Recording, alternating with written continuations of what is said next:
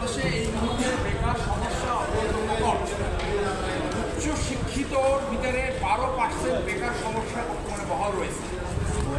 এই পরিস্থিতিতে আমরা দেখলাম বাংলাদেশে 10 থেকে 15 লক্ষ বিদেশিরা অবৈধভাবে আমাদের কর্মক্ষেত্র দখল করে আছে।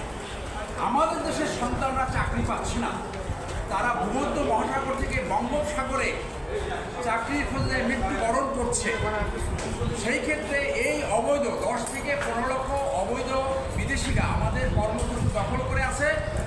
আমাদের সন্তানেরা, এই দেশের সন্তানেরা তাদের যোগ্যতা অনুযায়ী কাজ পাচ্ছে না। আমরা বিদেশি এমপ্লয়মেন্টের বিপক্ষে নয়, কিন্তু অবৈধভাবে বিদেশি এমপ্লয়মেন্টের বিপক্ষে। তারা বছরে 2017 সাল থেকে 10.2 বিলিয়ন অর্থাৎ 10,200 কোটি টাকা অবৈধভাবে নিয়ে যাচ্ছে। বাংলাদেশ সরকারকে কোনো ট্যাক্স এবং ভ্যাট দিচ্ছে না।